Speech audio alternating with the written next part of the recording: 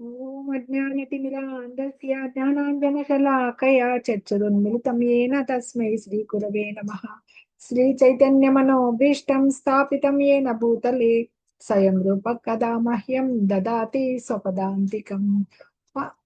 నమో విష్ణుపాదాయ కృష్ణప్రేష్టాయ భూతలే శ్రీమతే భక్తి వేదాంత స్వామినితి నామినే. నామస్తే సారస్వతి దేవే గౌరవాణి ప్రచారిణే నిర్విశేష శూన్యవాది పాశ్చాత్య దేశతారిణే. వందేహం శ్రీగురో శ్రీయుత పదకమలం శ్రీగురున్ వైష్ణవాంశ్చ శ్రీరూపం సాగ్రజాతం సహగణ రఘునాథాన్వితం తం సజీవం సాద్వైతం సావధూతం పరిజన సహితం కృష్ణ చైతన్య దేవం శ్రీరాధా కృష్ణ పాదాన్ సహగణ లలితా శ్రీ విశాఖాన్వితాంశ్చ. హే కృష్ణ కరుణా సింధో దీనబంధో జగత్పతే గోపేశ గోపికా కాంత రాధా కాంత నమోస్తుతే. తప్త కాంచన గౌరాంగి రాధే బృందావనేశ్వరి వృషభానుసుతే దేవి ప్రణమామి హరిప్రియే. వాంఛకల్పతరుభ్యశ్చ కృపా సింధుభ్య ఏవ చ పతితానాం పావనేభ్యో వైష్ణవేభ్యో నమో నమః.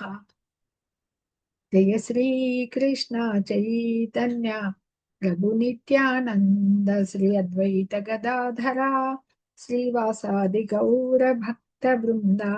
హరే కృష్ణ కృష్ణ కృష్ణ హరే హరే, హరే రామ రామ రామ హరే హరే. హరే కృష్ణ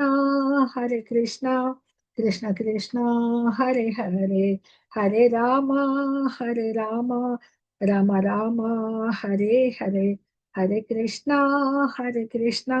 కృష్ణ కృష్ణ హరే హరే, హరే రామ రామ రామ హరే హరే. శ్రీ శ్రీ రాధా గోవిందకి జై. మనము నిన్న ఏం చూసాము? విశ్వరూప సందర్శన యోగం చూసాము. అర్జునుడు విశ్వరూపం అడిగాడు తన కోసమా. భావి జనులకి భగవానుడు దేవాది దేవుడు శ్రీకృష్ణ భగవానుడు యొక్క విశ్వరూపాన్ని దర్శించి ధరించి అందులో మళ్ళీ దిగుజ రూపము చూపించమని అడిగి చరితార్థుడయ్యాడు అనమాట. ఎందుకంటే తర్వాత భగవంతుడు తన దిగుజ రూపంతో అతన్ని సాంత్వనపరిచాడు. భయపడిపోయాడు కదా, కొంచెము భీకరమైన రూపం చూసి అతని కలత నొందాడు అనమాట.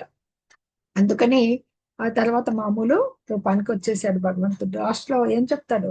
మత్కర్మ మత్పరము మద్భక్త సంగవర్జిత నిర్వైర సర్వభూతేషు మామేటి పాండవ.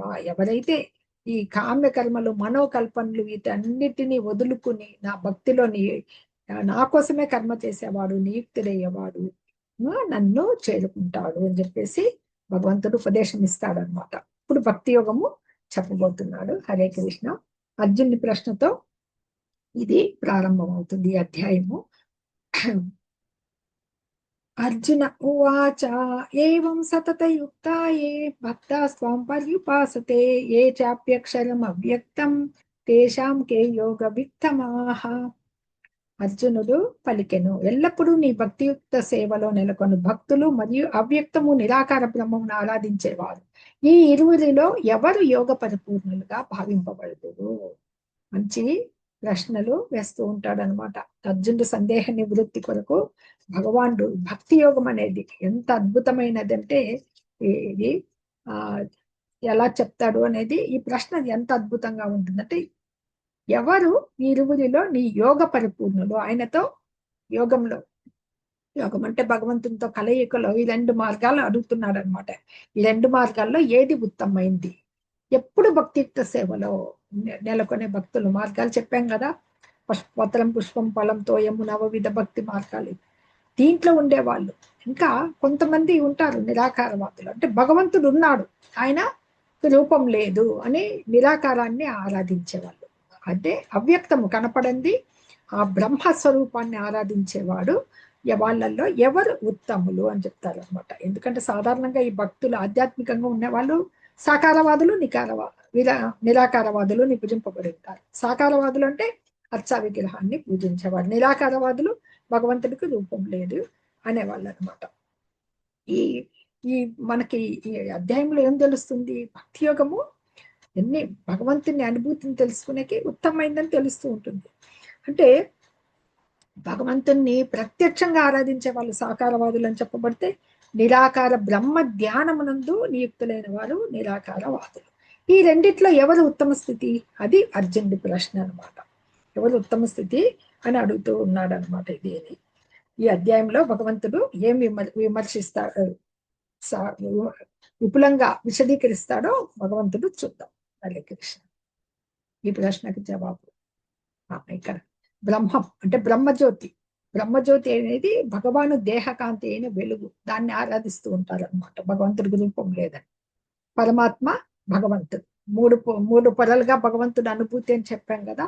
వీళ్ళు నిరాకారవాదులు అంటే జ్ఞానులు ఇక్కడి వరకు వెళ్తే, పరమాత్మకు వరకు వెళ్ళేవారు యోగులు. హృదయస్థ పరమాత్మ ఉన్న హృదయంలో భగవంతుడు పరమాత్మ రూపంలో ఉంటాడు కదా. ఆయన్ని ఆరాధించే వాళ్ళు యోగులైతే, భగవంతుని ఆరాధించే వాళ్ళు భక్తులు అనమాట.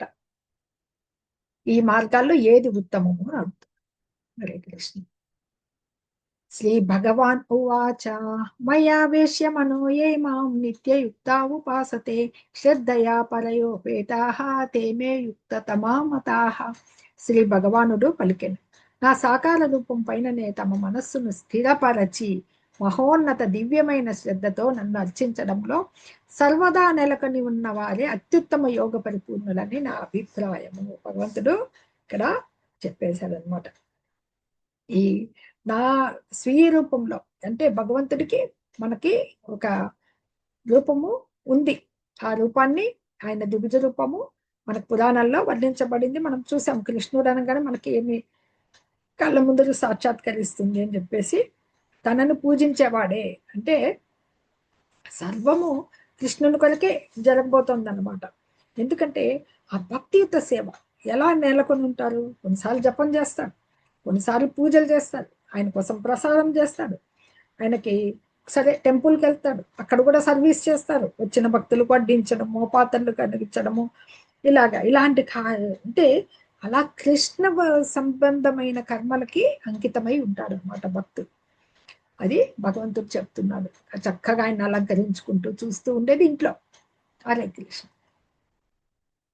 ఏ త్వక్షరమనిర్దేశ్యం అవ్యక్తం పర్యుపాసతే సర్వత్ర గమచింత్యం చ కూటస్థం అచలం ధ్రువం సంనియమ్యేంద్రియ గ్రామం సర్వత్ర సమబుద్ధయః తే ప్రాప్నువంతి మామేవ సర్వభూతహితే రతాః. భగవంతుడు తన ఎవరు అవ్యక్త వీళ్ళు కూడా అంత్యంలో చేరుకుంటారు. రెండు మార్గాలు ఇద్దరిని చెప్పాం కదా, ప్రత్యక్ష సేవ పరోక్ష సేవ అని. ప్రత్యక్ష సేవ చేసే వాళ్ళు భక్తులైతే నిరాకారవాదులు ఉన్నారు కదా, వాళ్ళు తనని ఎలా పూజిస్తారు, తన రూపం ఎటువంటిది అని చెప్తున్నారు. ఏ త్వక్షరం అనిర్దేశ్యం. అక్షరం ఇంద్రియాతీతమైంది, అది మన ఇంద్రియాలకి అందదు. అనిర్దేశ్యం అనిర్వచనీయమైంది, అవ్యక్తం కనపడింది.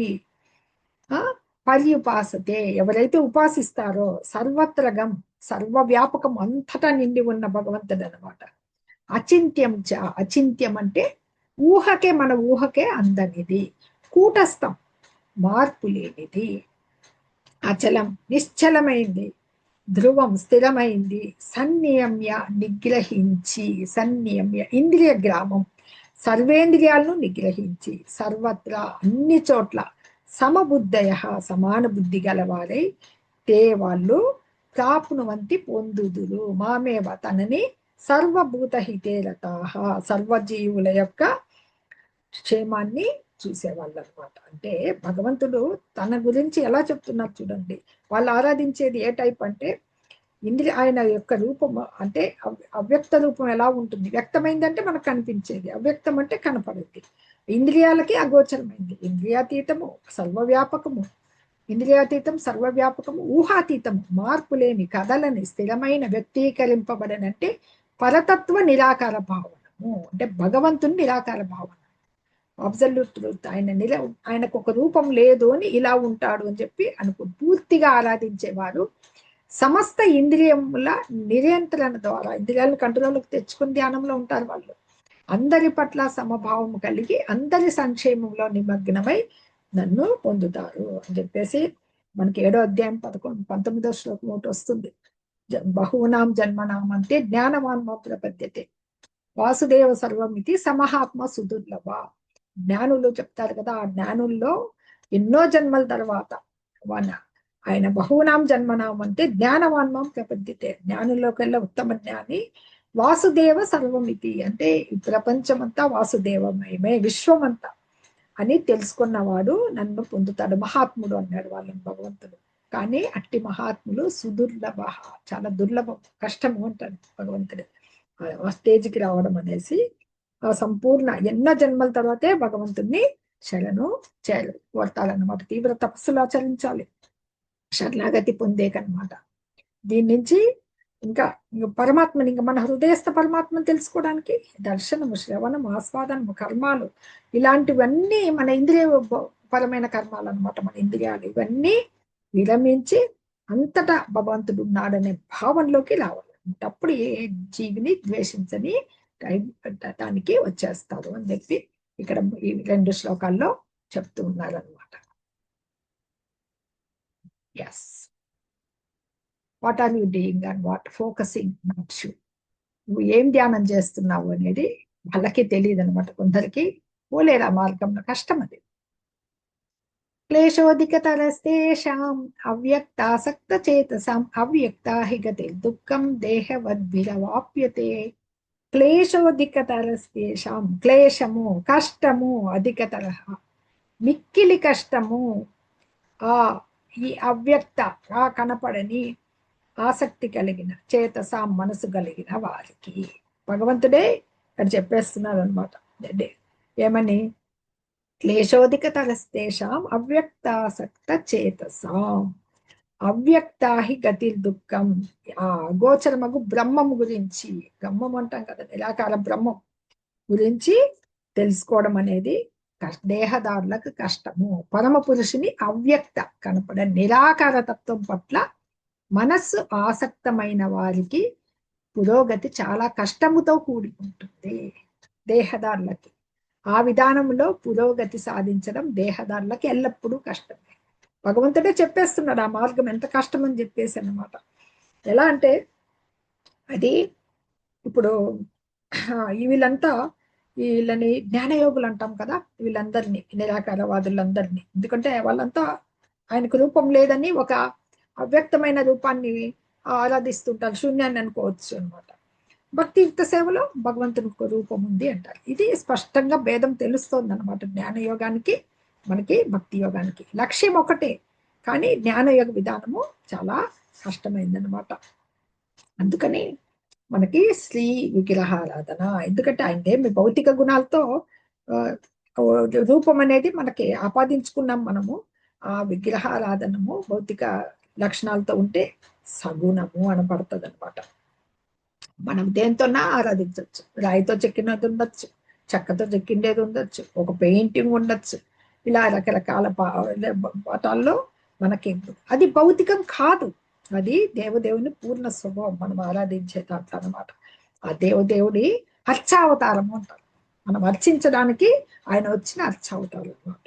ఎందుకంటే భగవంతుడు మనం ఎందుకు మందిరాలకు అంతటా ఉన్నాడు, మందిరంలో ఉన్నాడు. ఎలాగైతే మనకి అందుబాటులో భగవంతుని మనం పొందేదానికి మనము టెంపుల్స్కి వెళ్ళి ఆయనకి సేవ చేస్తామన్నమాట. మన భక్తుని సేవని అర్చా విగ్రహం ద్వారా స్వీకరిస్తాడనమాట ఆ భగవంతుడు. ఆ స్వీకరించేదానికే ఇవి ఉన్నాయి. వీళ్ళు ఈ క్లేశోధిక తరస్తేషాం, ఈ వీళ్ళు జ్ఞాన మార్గంలో వెళ్తుంటారు కదా, ఆయన అవ్యక్త రూపం ఎలా ఉంటుందనే దానికి వేదాలు స్టడీ చేయాలి, ఉపనిషత్తులు చదవాలి, ఇవంతా అవగతం చేసుకోవాలి. సంస్కృతంలో ఉంటాయి, భాష నేర్చుకోవాలి, అర్థం కాంది అర్థము చేసుకోవాలన్నమాట. ఈ పరోక్ష మార్గము సామాన్య మానవుడికి చాలా దుర్లభమైంది. అతి సులభమైంది భక్తియుత సేవ. భగవంతుడి ప్రసాదాన్ని స్వీకరించవచ్చు, ఆయనకు పూలు సమర్పించవచ్చు. ఇంత సులభంగా భగవంతుడు మనకి దక్కేదానికి చేయాల్సింది అంతేమి శుద్ధమైన భక్తి అనమాట.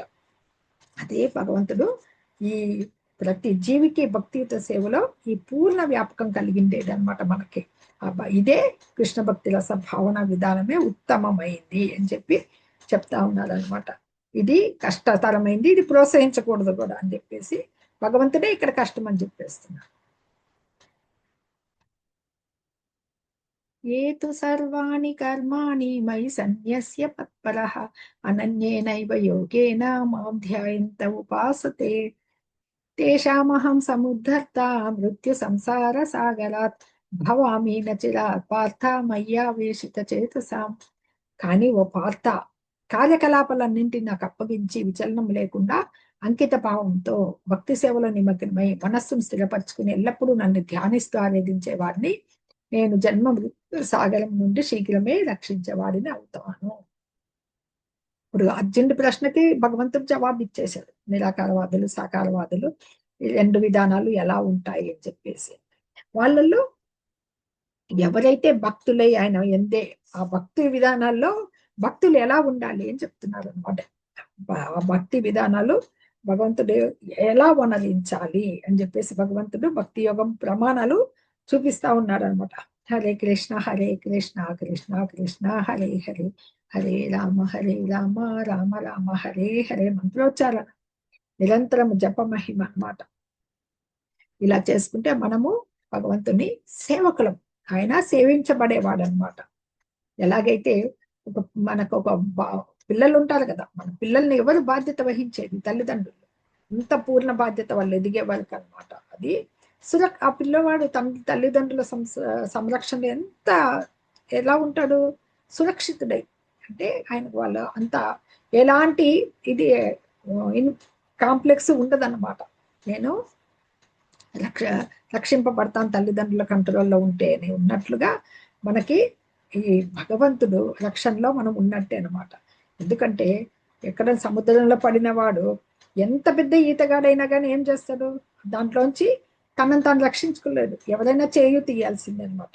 భగవంతుడు ఆ భవసాగరం అనే సముద్రంలో పడిన వాళ్ళకి, కృష్ణ భక్తి భావంలో ఉన్న వాళ్ళకి తప్పక ఆయన చేయూతిచ్చి మనల్ని రక్షిస్తాడు అని చెప్తున్నారు అనమాట. అందుకని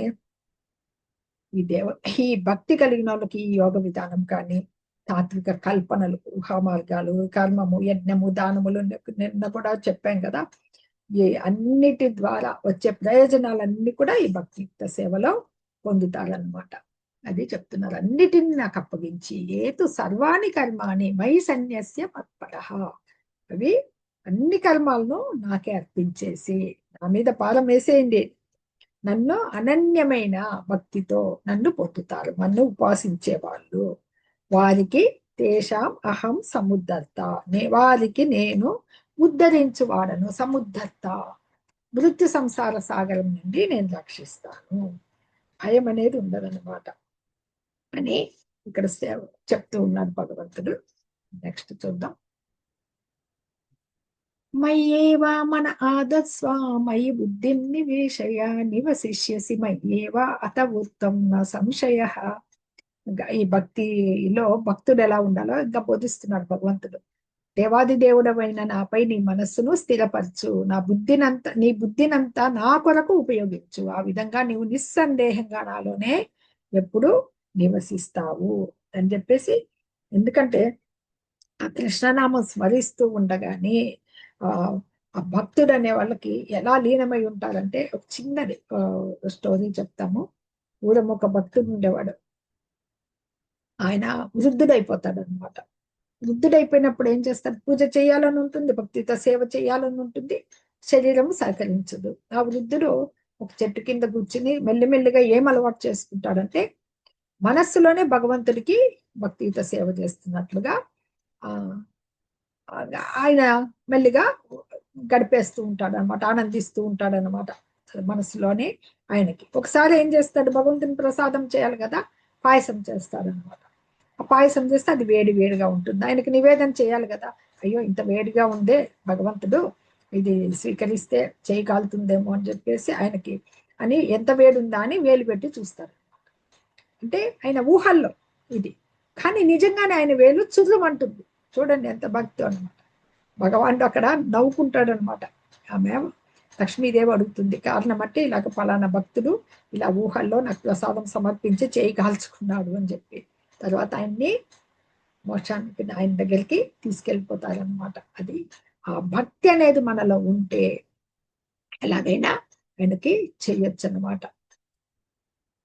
అది ఈ ఈ ప్రసాదం తీసుకుని కృష్ణ భక్తిలో తన్మయులు అయిపోతారు అనమాట. మామూలుగానే సమర్పిస్తే అది ఏమైతుంది మనకు వస్తుంది తర్వాత 17వ అధ్యాయంలో వస్తుంది. ఆ ప్రసాదం ఎలా ఉండాలి, ఇది ఎంత పవిత్రంగా ఉంటుంది, దానివల్ల మనకి ఆరోగ్యం ఎలా సిద్ధిస్తుంది అనేది వస్తుంది మనకి. సాధన భక్తి. ఇప్పుడు భక్తి మార్గాల్లో సాధన భక్తి చెప్తున్నాడు భగవంతుడు. అత చిత్తం సమాధాతుం న శక్నోషి మయి స్థిరం అభ్యాస యోగేన తతో మామిచ్చాప్తుం ధనంజయ. పై శ్లోకంలో ఏం చెప్పాడు భగవంతుడు? తన మీదే మనస్సును స్థిరపరచు, నా గురించి ఆలోచించు అని చెప్పి నేను నిస్సందేహంగా నాలోనే ఉంటావు అని చెప్పాడు కదా. ఇది స్థిరపరచలేకపోతే, ఓ అర్జున, ఓ ధనంజయ, నీ మనస్సును విచలనం లేకుండా నా మీద స్థిరపరచలేకపోతే, సాధ్యం కాదు కదా అంత సులభంగా ఎవరైనా స్థిరపరిచేకి, అప్పుడు భక్తి యోగ విధానాలని అనుసరించు. ఈ విధంగా నీవు నన్ను పొందే కోరికను పెంచుకుంటున్నావు. ఆప్షన్, రకరకాల ఆప్షన్స్ ఇస్తున్నాడు భగవంతుడు. నాకు చెప్తున్నారు ఈ ఆప్షన్స్ ఉన్నాయి, నీకు ఇది కాదు, కరెక్ట్ గా మీద ధ్యానంలో కూర్చోలేవు. ఇప్పుడు ఈ రెండు విధానాలు చెప్పబడుతున్నాయి ఇక్కడ అన్నమాట ఈ శ్లోకంలో. ఏది మొదటిదేమి? దివ్య ప్రేమ ద్వారా భగవంతుణ్ణి అనురాగాన్ని వృద్ధి చేసుకున్న వాళ్ళకి సరే, అది పెంపొందించుకోలేకపోతే ఈ రెండవ పద్ధతి అనమాట. ఇది ఈ రెండవ పద్ధతిలో విధి విధానాలు, మనకి రూల్స్ చాలా విధి విధానాలు ఉన్నాయి భక్తియుత సేవలు అన్నమాట. అవి ఆధ్యాత్మిక గురువు నిర్దేశిస్తారు మనకు. తెల్లవారుజామునే లేయటము, మందిరానికి వెళ్ళటము, జపము, అలాగే మనకి భగవాన్ కోసం పూలు సేకరించడము, నైవేద్యానికి ప్రిపేర్ చేయడము, ప్రసాదాన్ని గ్రహించడం, ఇవన్నీ నియమాలు. ఇంకా భగవద్గీత భాగవత గ్రంథాలని తప్పకుండా శ్రవణం చేయడం అనమాట, శుద్ధ భక్తులండి. ఇలాంటి విధి విధానాలు మెల్లిమెల్లిగా నీకు భక్తియుత సేవలో స్టెప్ బై స్టెప్ వెళ్ళి ఆయన ప్రేమను పొందేకి దోహదం చేస్తాయి అన్నమాట. అప్యాసే అప్యసమర్థోసి మత్కర్మ పరమో భవ మదర్థమపి కర్మాణి కుర్వన్ సిద్ధిమవాప్స్యసి. ఈ భక్తి యోగ నియమాలను నీవు అభ్యాసం చేయలేకపోతే నా కోసమే పనులు చేయడానికి ప్రయత్నం చేయము. ఈ విధంగా భక్తియుత సేవ చేయటం వల్ల నీవు పరిపూర్ణ స్థాయికి చేరుకోగలవు. ఇక్కడ చెప్పారు కదా విధి విధానాలు ఎలా చేస్తున్నారు అనేది చూపించారు. ఇక్కడేమో మార్గాలు చెప్పాడు భగవంతుడు. నా మీదే మనసు పెట్టు, సరే నీకు అది చేత కాలేదు, దీంట్లోకి వెళ్ళు. భక్తియుత విధానాలు, యోగ నియమాలు. కొంతమంది అమ్మో ఇన్ని నియమాల నేను పాటించలేను, నాకు కష్టమవుతుంది, అంత టైం సరిపోదు అంటారనుకోండి. నాకు అని ఆచరించే కర్మలు నా కోసం ఆచరించు, అది భగవంతుడు చెప్తున్నారు అన్నమాట. ఎందుకంటే మీకు చాలా మందికి చాలా ఐశ్వర్యం ఉంటుంది, పెట్టుబడులు ఉంటాయి, పరిశ్రమలు పెడుతుంటారు, ఫ్యాక్టరీలు కడుతుంటారు, అవి కడుతుంటారు అనమాట. అవన్నీ ఎందుకు, దేనికోసం చేస్తారు? మన స్వీయ తృప్తి కోసం చేస్తూ ఉంటాం. అదే కృష్ణునికి చేయడంలో అనమాట. ప్రచార కార్యక్రమాలకి ఏదో చేయొచ్చు ఆయన కోసం అనమాట. ఇంకా ఆయన కోసం మందిరం ఏదైనా నిర్మించవచ్చు. ఇంకా అదే మనం చెప్పాం కదా, గ్రంథ వితరణాలు, భగవద్గీతలు, భాగవత గ్రంథాలు ప్రచురించి పంచవచ్చు. ఎన్నో ఉన్నాయి ఆయనకు చేసేది. భక్తులకు సహాయపడవచ్చు అనమాట. ఇలాంటి సేవ కూడా మీకు సేవ కిందికే వస్తుంది అనమాట. సరే, I will by a bigger phone and TV compare to my neighbour. ఇంకా ఉంటాయి మామూలే, మనుషుల కోరికలు అనేటివి ఉంటాయి. మామూలు ఫోన్ కొన్నప్పటి నుంచి తర్వాత ఫోన్ డెవలప్ అయింది, తర్వాత టచ్ వచ్చింది, తర్వాత ఐఫోన్లు వచ్చాయి, అలాగే టీవీలు కూడా ఎన్నెన్నో రకాలుగా మారుతూ ఉంటాయి. వాటికి భౌతిక కోరికలకి అంతం అనేది ఉండదు, తృప్తి అనేది ఉండదు. భగవద్గీత అంటే కంపారిజన్ చూపిస్తున్నారు అనమాట. వర్కింగ్ ఫర్ మాయ, మాయలో భౌతిక మాయ కదా, బాహ్యశక్తి, భగవంతుని బాహ్యశక్తి, దానికి పనిచేయడం ఎలాగా. I will by a Gita working for Krishna కర్మలు అంటే ఇలా ఉంటాయి అన్నమాట. సరే, ఇంకా భగవంతుడు ఈ 11వ శ్లోకంలో ఏం చెప్తున్నారో చూడండి. ఆప్షన్లో ఇస్తూనే ఉన్నారు. అతైతదప్య శక్తోసి కర్తుం మధ్యోగమాశ్రిత సర్వకర్మ ఫల త్యాగం తత కుర్యతాత్మవాన్. అతైతదప్య శక్తోసి, అథ అయినప్పటికీ, ఏతత్ ఇది కూడా, అశక్త అసమర్థుడు అయితే, కర్తో మత్యోగం నా భక్తియుక్త సేవని ఆశ్రయించి కర్మఫల త్యాగం తథా గురు యథాత్మవాన్ ఆత్మయందు స్థితుడు. అయినా నీవు నా కొరకై భక్తితో పనిచేయుట చేయలేకపోతే నీ కర్మఫలము త్యజించుటకు మరియు ఆత్మనిగ్రహం కలవాడై ఉండుటకు ప్రయత్నించు. ఇంత ముందు కొన్ని చెప్పాం, అవి ఇవి కట్టించమని, అవి చేయమని. సరే, కొన్ని ఈ సమాజంలో సాంఘిక పరిస్థితులు ఉంటాయి, కుటుంబం పరిస్థితులు ఉంటాయి. ఆ పరిస్థితుల రీత్యా ఇంకా వేరే ఆటంకాల నుంచి ఫ్యామిలీలో పోవచ్చు. అట్లాంటప్పుడు కుటుంబ సభ్యుల నుంచి అబ్జెక్షన్లు కూడా రావచ్చు అనమాట, ఇంకా కష్టాలు రావచ్చు. అప్పుడు ఏం చేయాలా, నువ్వు చేసే పనుల నుంచి కొద్ది కొద్దిగా నీ యొక్క ధనాన్ని పక్కకు పెట్టుకుని పోగు చేసుకుంటావు కదా, అది ఒక మంచి కార్యానికి ఉపయోగించు. అది చెప్తున్నారు అనమాట. ఎందుకంటే మనకి చాలా వరకు ఉన్నాయి. కృష్ణ పరకర్మల ఎందు లేకపోతే ఇప్పుడు అనాశనాలు కట్టిస్తుంటారు, ఎంతమంది హాస్పిటల్ కట్టిస్తుంటారు. ఏదో ఒక డొనేషన్ అనమాట. ఎట్లాంటి దానమైనా నీకు భగవంతుణ్ణి కొద్దిగా ఆయన కోసము మనము చేయడం అనేది అలాంటివి కూడా సమర్థించబడతాయి అన్నమాట. అందుకని ఈ సంఘ సేవ కావచ్చు, సమాజ సేవ కావచ్చు, దేశ సేవ కావచ్చు, ఏదో ఒక రోజున అన్ని శ్రీకృష్ణ భగవానుని శుద్ధ స్థాయికి వచ్చేస్తారనమాట. ఏదైనా త్యాగమే కదా. మళ్ళీ దాని నుంచి భక్తిలోకి వచ్చేదానికి మనకు మార్గం ఉందన్నమాట. భగవంతుని కోసము అది మనకి ఇంత ఇస్తుంది, ఇది భగవంతుడే అని. మొట్టమొదట ఏం చెప్పారు భగవంతుడు, తనని ధ్యానంలో బాగా స్థిరుడై చేయమన్నారు. అది చేత కాకపోతే రెండవ ఆప్షన్ ఏమి ఇచ్చారు, మీరు ఈ భక్తియుత సేవ విధి నియమాలతో చేయండి.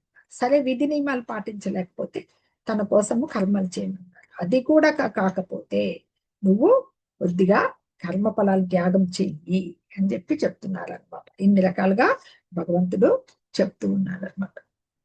ఇక్కడ చిన్న స్టోరీ చెప్పాను ఇంతకు ముందు కూడా. ఈ పండ్లు అమ్ముకునే ఆమె యశోదానందులకి పండ్లు ఇస్తే అప్పుడు వస్తుమారకం కదా, ధాన్యం ఇచ్చి నందమహారాజు పండ్లు తీసుకుంటారు. కానీ ఈ కృష్ణుడు ఏం చేస్తాడు, చిన్న బాలుడు కదా, అప్పుడు చిన్నగా ఉన్నప్పుడు వెళ్ళి తన చేతుల్లో ఎన్ని పడతాయి, 4 గింజలు కూడా పట్టవు అనమాట. ఆ ధాన్యం తెచ్చి ఆమెకు చూపిస్తాడు అనమాట. కర్మలో చూపిస్తే ఆమె ఇన్ని పండ్లు ఇచ్చేస్తుంది, ఆ గింజలు 4 వచ్చినా కానీ. తర్వాత ఆమె యొక్క ఏదైతే పండ్లు తెచ్చిన పుట్ట ధన రాశితో నిండిపోతుంది అనమాట. ఇంత కర్మ చేసిన భగవంతుని కోసం ఎంత చేసినా ఫలితం అనేది వెంటనే ఉంటుందన్నమాట. ఓకే, ధ్యానము జ్ఞానం ఇంకా చెప్తున్నాడు భగవంతుడు. ఓకే, శ్రేయో జ్ఞానం అభ్యాస జ్ఞాన ధ్యానం విశిష్యతే ధ్యానాత్ కర్మ ఫల త్యాగాత్ శాంతిరనంతరం. ఏది మేలైంది 1 by 1. ఈ అభ్యాసం ద్వారా కూడా నీవు చేయలేకపోతే జ్ఞానం పెంచుకోవడానికి యత్నింపు. ఇవన్నీ కూడా నాకు కష్టమే అనుకుంటే, ఇంతకుముందు కూడా చెప్పి కర్మఫలాలు త్యాగం చేయమన్నారు. ఇవన్నీ జ్ఞానం పెంచుకునేకి ప్రయత్నించు. కనీసం భగవంతుని గురించి జ్ఞానాన్ని, భగవద్గీత భాగవత పఠనం చెయ్యి. అయినా జ్ఞానం కంటే కూడా ధ్యానం ఉత్తమం. ఇక్కడ జ్ఞాన సంపాదన కోసము లీడింగ్ ఉంటే ఈ జ్ఞానం కంటే కూడా ధ్యానం ముఖ్యం. ధ్యానం కంటే కూడా కర్మఫల త్యాగం ఉత్తమైంది. ఎందుకంటే వాటిని త్యజించడం ద్వారా మనశ్శాంతి పొందవచ్చు, మన కోసం కాకుండా. జ్ఞాన ధ్యానం విశిష్టతే. జ్ఞానము కంటే కూడా ధ్యానం విశిష్టతే. ధ్యానం కంటే కర్మఫల త్యాగం అనమాట. మన కర్మలు భగవంతుని కోసం ఆచరించడం, అప్పుడు మన శాంతి వస్తుంది అని ఇక్కడ భగవంతుడు చెప్తూ ఉన్నాడు అన్నమాట. ఎందుకంటే మనకి దేవదేవుని ఎడ మనకు పూర్ణమైన అనురాగం కలిగిండేది ఒక పద్ధతి అయితే, ఈ కృష్ణ భక్తి భావంలో విధి నియమాలు అంటున్నాం కదా, అవి తెలుసుకునే దానికి అసలు పాటించలేని వాళ్ళు జ్ఞానం సముపార్జన చేసుకోవాలి. ఆ జ్ఞానం ద్వారా మెల్లిమెల్లిగా ధ్యానంలో ప్రవేశిస్తారు అనమాట. అది ఇదంతా కూడా స్టెప్ బై స్టెప్ మళ్ళీ ఒక నిచ్చెన మెట్ల భక్తి యోగానికి రావాల్సిందే అని చెప్తున్నారు. ఇది కూడా ప్రత్యక్షము పరోక్షమైన విధానమే అనమాట. డైరెక్ట్ గా జ్ఞానం నుంచి ధ్యానానికి, ధ్యానం నుంచి పరమాత్మ స్థితికి, ఆ తర్వాత భగవంతుడికి ఎలాగైనా చేరే మార్గం భగవంతుని కోసమే చేర్చుకోవాలి అని చెప్పారు. కానీ మనకి భగవద్గీతలో ప్రత్యక్ష పద్ధతి, భగవంతుణ్ణి ప్రత్యక్షంగా ఆరాధించడమే ఉత్తమమైనది అని చెప్తున్నారు.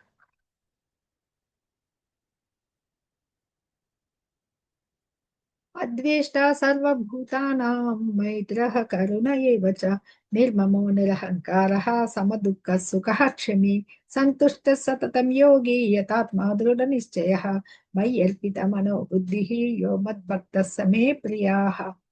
అద్వేష్ట సర్వభూతానాం, అన్ని జీవుల పట్ల దయగల స్నేహితుడే కాని అసూయ పడని వాడు, తనని యజమానిగా భావించని వాడు, మిథ్యాహంకారము లేనివాడు, ఆనందము మరియు బాధ రెండింటిలోనూ సమానంగా ఉండువాడు, ఈ ఎల్లప్పుడూ సహనవంతుడు, సంతృప్తికరంగా స్వీయాత్మ నియంత్రణ ఉన్నవాడు, దృఢ నిశ్చయంతో భక్తి సేవలో నెలకొన్నవాడు, తన మనస్సు బుద్ధిని నాపైన స్థిరపరిచిన వాడైన నా భక్తుడు నాకు ప్రియమైన వాడు. 8 శ్లోకాలు 13 నుంచి 20 వరకు క్రియాష్టకం అంటారు దీన్ని. భగవంతుడికి ఎవరు ప్రియుడు అంటే ఇష్టుడు ఎవరు అని చెప్తారు అనమాట. ఎలా ఉండాలి అతని గుణాలు, ఒక భక్తుల గుణాలు ఇక్కడ భగవంతుడు చెప్తున్నారు అనమాట. అన్ని జీవుల పట్ల దయగల స్నేహితుడే, అసూయ అనేది ఉండదు.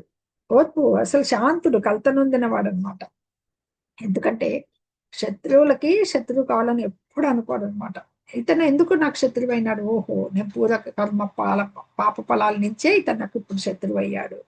అలాగే తనకి ఏదైనా కష్టం వచ్చింది అనుకోండి, నా పూర్వ కర్మ ఫలం వల్ల చిన్న కష్టం వచ్చింది, పెద్దది రాలేదు కదా, భగవంతునికి కృతజ్ఞత చెప్పి దాన్ని ఎదుర్కొనే ధైర్యం ఇచ్చాడు నాకు అనేసి మనకి ఎక్కువ శిక్ష లేదు, ఈ చిన్న శిక్షతో నేను సరిపెట్టుకుంటాను అని భక్తుడు ఈ కష్ట పరిస్థితులన్నిటిలోనూ సమానంగా ఉంటాడు అనమాట. ఆనందం, సహనవంతుడు, నిర్మమ అంటే ఇక్కడ నిర్మమో నిరహంకార, ఇప్పటికీ భక్తుడు దేహానికి సంబంధించిన బాధలకి కష్టాలకి ఎక్కువ ప్రాధాన్యము ఇవ్వడు. దేహానికి, అది దేహం కాదు కదా, మనము ఆత్మలమని తెలుసుకున్నప్పుడు అనమాట.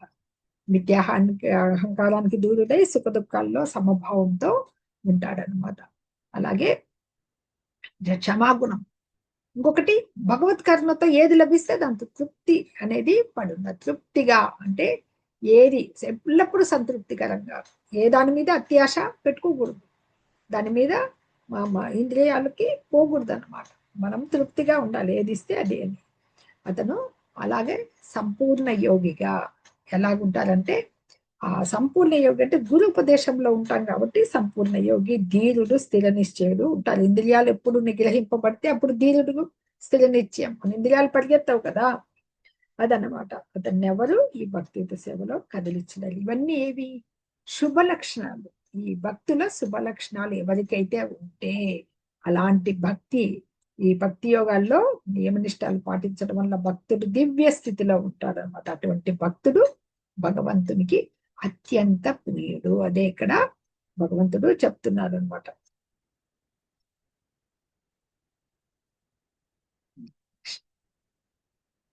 యస్మాన్నో ద్విజతే లోకో లోకాన్నో ద్విజతే చయః హర్షామర్షభయోద్వేగైః ముక్తో యస్స చ మే ప్రియః. ఏ ఒక్కరిని, ఇంకా కంటిన్యూ చేస్తున్నాడు భగవంతుడు, ఇంకా ప్రియమైన వాడు ఎవరని, ఏ ఒక్కరిని బాధ పెట్టని వాడు, ఎవరి చేత ఉద్వేగంలో గురి కాని వాడు, ముఖాల్లో బాధల్లో ఒకేలాగే ఉంటూ భయము ఆందోళన రహితంగా ఉన్నటువంటి భక్తులు నాకు చాలా ప్రియమైన వాడు. ఎందుకంటే ఇంకా కొన్ని లక్షణాలు కంటిన్యూ అవుతున్నాయి. ఇవి ఇతరులకు వేదన కలిగించకూడదు, మనం వేదన పొందకూడదు అనమాట. మనం కలిగించము, మనకు వాళ్ళు వేదన పొందినా కూడా మనం చెల్లించము అనమాట. మనకి ఎంత తృప్తి, ఎంత లభిస్తే దాంతో తృప్తిగా ఉండాలి. మానసిక ఆందోళన, అవి భయం అనేటివి ఉండవు అన్నిట్లోనూ. ఎప్పుడు అలా ఉన్నందుకు అసలుకి ఎప్పుడు భక్తిలో ఉన్న వాళ్ళకి ఈ భయము ఆందోళన అనేటివి దగ్గర కూడా ధరించేయడము. అనపేక్ష శుచిర్దక్ష ఉదాసీనో గతవ్యత సర్వారంభ పరిత్యాగి యో మద్భక్త సమే ప్రియ.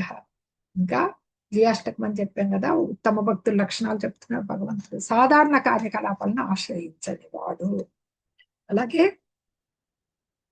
పవిత్రుడు, దక్షత కలవాడు, ఉదాసీనుడు, కలతలు లేకుండా మరియు అన్ని వ్యవహారాల్లో స్వార్థ చింతన లేకుండా ఉన్నటువంటి వాడు భక్తుడు నాకు ప్రియుడు.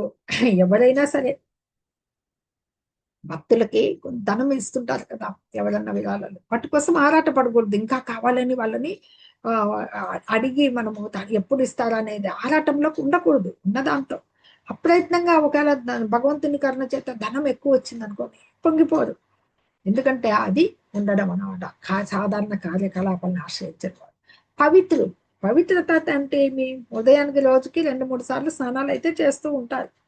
ఎందుకంటే తెల్లారుజామునే నిద్ర లేస్తారు.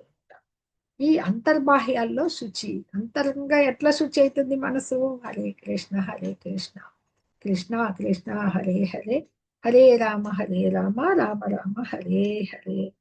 ఎందుకంటే ఈ ప్రామాణిక శాస్త్రాల్లో విశ్వాసం ఉంటుంది, జీవితపు అన్ని కర్మలు తెలుసుంటాయి కాబట్టి ఆ భక్తుడు సమర్థుడై ఉంటాడు, సమర్థవంతుడు. స్వార్థ చింతన లేకుండా ఉంటుంది, ఎవరి పట్ల పక్షపాత బుద్ధి ఉండదు. అందుకు అది స్వార్థ చింతన. ఉదాసీనుడిగా ఉండడం అంటే పక్షపాతం లేకుండా, ఎలాంటి కలతలు ఉండవు అన్నమాట, అన్నిటి మీద ఉంటాయి కాబట్టి. ఈ దేహం అనేది ఏంటి? ఒక పనిముట్టు. మనకి ఎందుకు వచ్చింది? భగవంతుణ్ణి ఈ దేహము ఈ ఈ మానవ జన్మ తీసుకుంటేది మనం ఒక పని చేయడానికి అన్నమాట. ఎందుకు మనము ఆ నియమాలన్నీ పాటిస్తూ ఉంటే మనకు భక్తిని వృద్ధి చేసుకునే అవకాశాల కోసమే వెంపర్లాడతారు, కానీ వేరేటివి స్వార్థ చింతన ఉండదు. యో న హృష్యతి న ద్వేష్టి న శోచతి న కాంక్షతి శుభాశుభ పరిత్యాగి భక్తి మాన్యస్య మే ప్రియ. ఎవరైతే లౌకిక సుఖాల పట్ల ఆనందించకుండా, ప్రాపంచిక కష్టాల పట్ల బాధపడకుండా, నష్టం జరిగినా బాధపడరో లేదా లాభం కోసం ప్రాకులాడరో, శుభాశుభ పనులను రెండింటిని త్యజిస్తారో అటువంటి జనులు, భక్తితో నిండి ఉన్నవారు, వారు నాకు చాలా ప్రియులు. ఎందుకంటే భౌతిక కోరికల్లో లాభ నష్టాలు వస్తూ ఉంటాయి, వాటి పట్ల ఆనందము నద్వేష్టి నశోచతి. ఎలా ఆనందించరు? బాధపడరు. నష్టం జరిగినా బాధపడరు. లాభం కోసము పాకులాడరు అనమాట. ఏదైనా భగవంతుని నిర్వహణలోనే జరుగుతుంటాయి. ఈ పనులని లాభం వచ్చేటివి, నష్టం వచ్చేటివి స్వీకరించరు అసలు అనమాట. నాకు ఇటువంటి జనులు, ఇటువంటి భక్తులు నాకు ఒక భక్తు ప్రహ్లాదుని చూపిస్తున్నారు. తండ్రి ఎంత హింస పెట్టినా కదలకుండా నామజపంలో ఉన్నాడు కాబట్టి అతన్ని ఏమి చేయలేకపోతాడు తండ్రి, ఎలాంటి కష్టానికి గురి కాడని. సమశత్రౌ చ మిత్రే చ తథా మానాపమానయోః శీతోష్ణ సుఖ దుఃఖేషు సమస్సంగ వివర్జితః తుల్య నిందాస్తుతిర్మౌని సంతుష్టో ఏన కేనచిత్ అనికేతః స్థిరమతిః భక్తిమాన్ మే ప్రియో నరః. భగవంతుడు ఇంకా చెప్తున్నాడు వాళ్ళ లక్షణాలు, భక్తుల లక్షణాలు, శుద్ధ భక్తుల లక్షణాలు, తనకు ప్రియమైన భక్తుల లక్షణాలు అనమాట. శత్రుమిత్రులతో సమానంగా ఉండాలి, సమభావంతో. గౌరవం అగౌరవం, మానాపమానయో, మానము అవమానము. సమ శత్రువుచ మిత్రేచ, శత్రువులకి మిత్రులకి సమభావము. తచ్చ తథ, అలాగే మానాపమానయాల్లో ఈక్వల్. శీతోష్ణ సుఖ దుఃఖేషు, ఇవన్నీ ద్వంద్వాలు అంటారు. సో మనకి సుఖాల్లోనూ శీతోష్ణ అంటే శీతాకాలము ఎండాకాలము రెండు ఉంటాయి. శీతాకాలం చలికి ఓర్చుకోలేదు, ఎండాకాలం ఎండకి ఓర్చుకోలేదు. రెండిట్లోనూ సమానంగా ఉండాలి. సుఖ దుఃఖాలు అన్నిట్లోనూ అయినా బయటపడి ఉండాలి అనమాట. నిందాస్థుతులు, తుల్య నిందాస్థుతులు మౌని. నిందలేసినా కానీ పొగిడినా కానీ, పొగిడితే పొంగిపోకూడదు, నిందలేస్తే బాధపడకూడదు అనమాట. అలాగా ఈ దీని నుండి విడిపడి ఉండాలన్నమాట. అసత్సంగము అంటే దుష్ట సంఘం నుంచి బయటికి రావాలన్నమాట, దూరుడై ఉండాలన్నమాట. అంటే ఇవన్నీ ఈ శుభ లక్షణాలు. కాబట్టి మౌని ఇక్కడ సంతుష్టమైన. స్తుతిర్ మౌని, మౌని అంటే మౌనంగా ఉండడం కాదు, అనవసర విషయాలు మాట్లాడకుండా ఉండడం. కేవలము భగవంతుడి విషయాలే ఆయన చర్చిస్తారనమాట. అది మౌనం అంటే భాషిప్పకుండుట అనే భావం కాదు. మనం ఏం మాట్లాడాలి? అనవసరమైన విషయాలు మాట్లాడకూడదు అనమాట. భగవాన్ గురించి మాట్లాడడమే భక్తులకి చాలా చాలా ఇష్టం. తుల్యని ఆ తుష్యంతి చరమంతిచ, నా భక్తులంతా నా గురించే చర్చించుకుంటారని మనము చూసాం, పోయిన 10వ అధ్యాయంలో చూసాం. అందుకు ఎలాంటి ఇంకొకటి ఎక్కడైనా సంతృష్టి ఎలా ఉంటారు? ఒక రోజు 5 స్టార్ హోటల్లో ఉండొచ్చు, ఎంతో పెద్ద భవంతి కింద ఉండొచ్చు, నివాసం ఎట్లాంటిదని లెక్క చేయడం. ఒకరోజు చెట్టు కింద పండుకోవాల్సి రావచ్చు. విలాసవంతమైన భవంతి గాని ఆ చెట్టు కింద ఉండడం గాని ఆయనకి సమానం. అలాగనమాట. ఈ రకంగా అన్నిటినీ మెల్లిమెల్లిగా డెవలప్ అయితే ఈ భక్తులకి శుభ లక్షణాలు వచ్చేస్తాయి అన్నమాట. ఈ శుభ లక్షణాలని డెవలప్ చేసుకోవాలి భక్తిలో ఉండాలంటే అనమాట. మనము దాంట్లో నెలకొంటే ఆటోమేటిక్ గానే ఆ లక్షణాలు పొందగలుగుతారు అన్నమాట జనులు. ఇక్కడ మళ్ళీ దుర్వాస మహాముని అంబరీషుని కథ చెప్తున్నారు. అంబరీషు శుద్ధ భక్తుడు, చెప్పాం కదా గతంలో కూడా ఈ కథ. హరే కృష్ణ.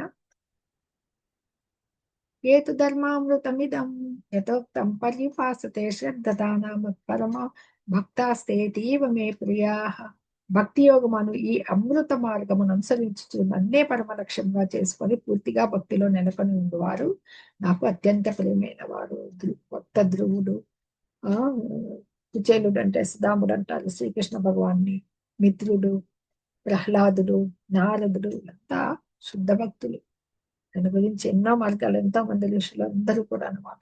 ఏమిలే భక్తి కేవలం, దాంతో వాళ్ళు ఎంత యోగం పొందినారో మనకి ఇక్కడ కుచేలుని చూపిస్తున్నారు. ఈ ఇమేజ్ లో చిన్న పిడికెడు అటుకులు తెచ్చి ఎంతో యోగము పొందుతాడనమాట. ప్రేమతో అతని పేదరికంలో ఏమీ లేదు, కానీ ఉత్త చేతులతో పోలేక అంత అటుకులు తెస్తాడు. అది ఒక్క గుప్పెడు గింజలు నోట్లో వేసుకోకనే అతనికి అంత యోగం సిద్ధిస్తుంది. ఐశ్వర్యాలతో తులతూగుతాడు తర్వాత. అది ఈ భక్తి యోగం అనే అమృత మార్గాన్ని అనుసరిస్తూ చూడండి. భక్తి యోగం అనేది అమృత మార్గము భగవంతుడు చెప్పేస్తున్నాడు అనమాట. ఇప్పుడు మొట్టమొదట ఏం ప్రశ్నించాడు ఈ చాప్టర్ చూస్తే, నిరాకార మార్గం అంటే బ్రహ్మ జ్యోతి, ఆయనకి ఆకారం లేదని నిరాకార వాదులు ఉంటారు కదా. కేవలము భగవంతుణ్ణి నిరాకార రూపాన్ని ఆరాధించే వాళ్ళు, ఆకారం లేదని వాదించే వాళ్ళు ఈ సకారవాదులు. ప్రత్యక్ష సేవలో పరోక్ష సేవలో నిమగ్నులైన వాళ్ళు ఎవరు ఉత్తములు అని అడిగేదానికి అర్జునుడు అడిగాడు కదా. అందుకు భగవంతుడు మెల్లిమెల్లిగా ఈ ఆత్మానుభూతిని భగవంతుని ఎలా పొందాలనే దానికి స్టేజులు చెప్పుకుంటూ వచ్చారనమాట. అంటే సత్సంగం ద్వారా, భక్తుల ద్వారా భక్తి యోగము లో అభివృద్ధికి రావాలన్నమాట. తర్వాత ఆధ్యాత్మిక గురువు ద్వారా ఈ శ్రవణ కీర్తనాలు చేపట్టామంటే శ్రద్ధ, అనురాగము ఇవన్నీ పొంది ఈ సాధన మెల్లిమెల్లిగా చేస్తూ భక్తి యోగంలో నియమ నిబంధనలు చేస్తూ ఉంటే భగవంతుని దివ్య సేవలో నెలకొనగలము. అదనమాట నెలకొంటామని. కాబట్టి భక్తి యోగం ఒక్కటే ఈ ఆత్మానుభవం పొందేదానికి ఏకైక మార్గం అనమాట. ఇక్కడ కొంత కేవలము నిరాకార వాదములు కూడా కొంతవరకు ఆత్మానుభూతి పొందొచ్చు, కానీ భక్తులతో సాహచర్యం పొందే వరకు వాళ్ళు కూడా నిరాకార భావనము కలగనంత వరకు మాత్రమే అనమాట. కలిగిన తర్వాత వాళ్ళు కూడా భక్తియుత సేవలోకి రావచ్చు అనమాట. వాళ్ళకి మళ్ళీ వాళ్ళు ఎలా రావాలి? ఆత్మ అనాత్మ విచక్షణ పాలాసక్తి రహితంగా కర్మ చేస్తూ ధ్యానిస్తూ జ్ఞాన సముపార్జనం చేస్తూ ఉంటారు కదా. ఇది ఎప్పటి వరకు అవసరము? శుద్ధ భక్తుల సాంగత్యం పొందే వరకు. ఎవరైనా సరే కృష్ణ భక్తి భావనలో శుద్ధ భక్తుల సాంగత్యం పొందారంటే భక్తియుత సేవ ఎందు డైరెక్ట్ గా వచ్చేస్తారు అనమాట. ఒక మెట్టు నుంచి ఇంకో మెట్టుకి పోకుండా డైరెక్ట్ గా వచ్చేదానికి అనమాట పద్ధతి. ఈ రకంగా ఈ భగవద్గీతలో 6 అధ్యాయాలు 7 నుంచి 12 వరకు అధ్యాయాల్లో వర్ణింపబడింది. భక్తియుత సేవ అనేది చాలా చాలా అనుకూలమైనది అనేసి చెప్తున్నారు అనమాట. సులభమైంది, సుసుఖం. మనకి 9వ అధ్యాయంలో చెప్తాడు భగవంతుడు సుసుఖం అని చెప్పేసి. అందుకు భగవంతుని కరుణచే అన్ని అప్రయత్నంగానే మనకు వస్తాయి కాబట్టి మనకి మన దేహ పోషణ ఎట్లా అనే చింతన కూడా వదిలేయచ్చు. ఇది భగవంతుడు మనకి భక్తి యోగము చెప్పిన మార్గము. ఎవరి వెళ్ళకంటే ఒక చిన్న స్లైడ్ చూపిస్తాను. Krishna, my army will be on one side and I will be on the other side and I won't fight. Okay, ఇది మహాభారతంలో అర్జునుడు దుర్యోధనుడు యుద్ధంలో ఎవరు వైపు పార్టిసిపేట్ చేయాలి శ్రీకృష్ణుడు అని రిక్వెస్ట్ చేయడానికి వచ్చినప్పుడు అనమాట. అర్జునుడు ఏమడుగుతాడు? We want you my lord, not your army. నా సైన్యం ఒకవైపు, నేను ఒకవైపు, ఎవరు కావాలని. దుర్యోధనుడేమో సైన్యాన్ని అడుగుతాడు. అర్జునుడు, భగవంతుడు నువ్వు ఉంటే చాలు, నువ్వు ఆయుధం పట్టకపోయినా పర్వాలేదు అని అడుగుతాడు. వాటని ఇక్కడ దుర్యోధనుడు వాటని అంటే అన్ఇంటెలిజెంట్ పర్సన్. ఎంత తెలివి లేకుండా అడిగినాడు, సైన్యం వద్దంటున్నాడు, పైగా ఆయన ఏమో యుద్ధం చేయడంట, ఏం చేసుకునేకి. ట్రూ నిజమైన భక్తుడు ఏమడుగుతాడు? భగవంతుడే సాక్షాత్ తన పక్కకు వచ్చేసాడు, ఇంకా విజయం అక్కడే వచ్చేసింది అనమాట. ఇది శ్రీమద్ భాగవతంలో 9 రకాల భక్తి చెప్పాం కదా. శ్రవణం, కీర్తనం స్లైడ్ కూడా చూపించాను మీకు. విష్ణు స్మరణం, పాదసేవనం, అర్చనం, వందనం, దాస్యం, సఖ్యం, ఆత్మ నివేదం. ఈ ఒక భక్తుడి 9 రకాల భక్తులలో దేనినైనా సాధన చేయవచ్చు. సాధనా భారతం ఇక్కడ చెప్తున్నారు. హరే కృష్ణ హరే కృష్ణ కృష్ణ కృష్ణ హరే హరే, హరే రామ రామ రామ హరే హరే. ఇస్కాన్ బెంగళూరు వాళ్ళు మనకి ఇదండి ఇక్కడ కనపడుతోంది కదా. అందరూ శ్రద్ధగా చూడండి స్లైడ్, ఎవరు లీవ్ కావద్దు. ఇది టెంపుల్ అండి. ఇది అయిపోయింది, స్టార్ట్ అయింది టెంపుల్. ఇనాగ్రేషన్ వెళ్తోంది, మేము వెళ్తూ ఉంటాం తరచు. వెళ్ళి మంగళూరు అనమాట, ఉడిపి పక్కనే ఉంటుంది మంగళూరు, మీకు అందరికీ తెలిసే ఉంటుంది. కులాయి అనే ప్లేస్ లో ఇది ఉందన్నమాట. చాలా అద్భుతమైన టెంపుల్. ఇంకా మన ఈ టెంపుల్ కి నామనిష్ఠ Das Prabhuji president, శ్రీవాసంగ Das Prabhuji vice president అనమాట. ఆయన కృషి, నామనిష్ఠ దాస్ కృషితో ఇంకా ఏం కట్టాలనుకుంటున్నారని, భగవద్గీత రెసిడెన్షియల్ కాలేజ్ కట్టాలనుకుంటున్నారు అనమాట. ఇది ఒకటి తయారవుతోందని చెప్పేసి అని. టెంపుల్ వ్యూ ఫ్రంట్ సైడ్, ఇది టెంపుల్ వ్యూ ఎలా చెప్తున్నారు, వ్యూ బ్యాక్ సైడ్ చూపిస్తున్నారు కదా. ఇదంతా కూడా ఇలాగే ఉంటుంది. ఇంకా గోశాల ఉందండి, గోసేవ అటుది టెంపుల్ ఉంది. అన్నదాన సేవ, నిత్య అన్నదాన సేవకి ఎవరొచ్చినా జరుగుతూ ఉంటుంది, కానీ ఇంకా కొంచెము జరగాలి. ఇవంతా 18 days కోర్స్. అంటే ఏ కార్యక్రమాలు చేపడుతున్నారు సారీ నేను రికార్డింగ్